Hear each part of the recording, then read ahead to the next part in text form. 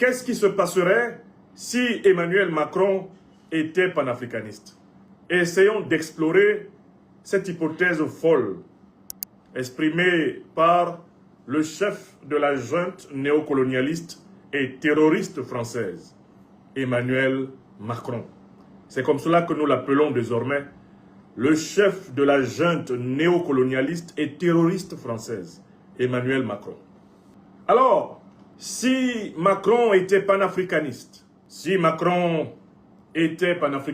n'y aurait pas de groupe terroriste financé, armé, médiatisé et renseigné par la France en Afrique. Si Macron était panafricaniste, il n'y aurait plus de base militaire néocoloniale française en Afrique. Si Macron était panafricaniste, des centaines de milliers d'Africains ne seraient pas des sans-papiers en France. Si Macron était panafricaniste, la monnaie du franc des colonies françaises d'Afrique, le franc CFA, n'existerait plus. Si Macron était panafricaniste, les militants, activistes, intellectuels et leaders panafricanistes ne seraient pas persécutés, traqués, spoliés et pour certains assassinés par la France. Si Macron était panafricaniste, les espions français ne se planqueraient pas dans des milliers d'ONG pour déstabiliser l'Afrique en permanence. Si Macron était panafricaniste, il n'aurait pas soutenu les pires dictatures africaines, tout en combattant les régimes panafricanistes du Mali, du Burkina Faso et du Niger. Si Macron était panafricaniste, il n'aurait pas battu le record du président français le plus arrogant, le plus méprisant et le plus immature de tous les temps.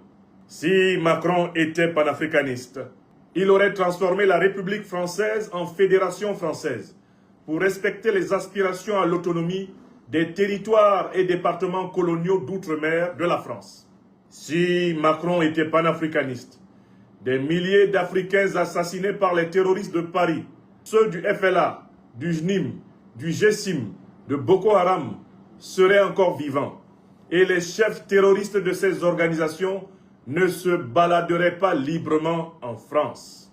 Si Macron était panafricaniste, les médias officiels français ne seraient pas les plus détestés en Afrique en raison de leur soutien et de leur apologie du terrorisme contre les pays africains épris de souveraineté. Si Macron était panafricaniste, mes biens économiques et avoirs bancaires n'auraient pas été gelés par un décret signé par 2 ministres accroupis du gouvernement français aux ordres de Macron le 10 février 2026, au motif que je critique le néocolonialisme français en Afrique. Je n'aurais pas été persécuté pendant plus de 5 ans dans mes fonctions de professeur agrégé en France dans le but de me faire taire, si Macron était panafricaniste.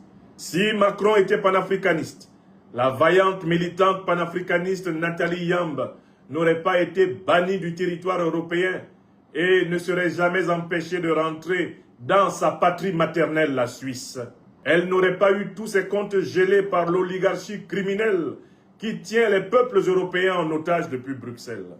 Si Macron était panafricaniste, le militant panafricaniste Kémy Séba, né en France, n'aurait pas été déchu de la nationalité française pour son engagement contre la France-Afrique.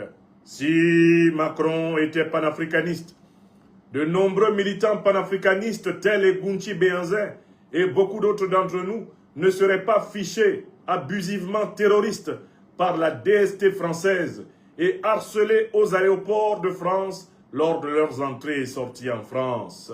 Si Macron était panafricaniste, oui, si Macron était panafricaniste, les richesses africaines volées par la France auraient été entièrement restituées.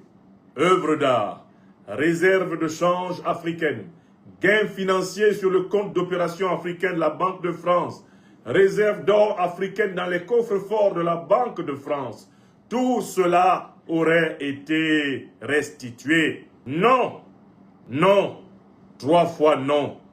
Macron n'est pas, n'a pas été et ne sera jamais panafricaniste car il fait partie de cette élite politique française corrompue qui s'avère incapable intellectuellement, moralement, spirituellement de concevoir la puissance de la France sans le pillage de l'Afrique.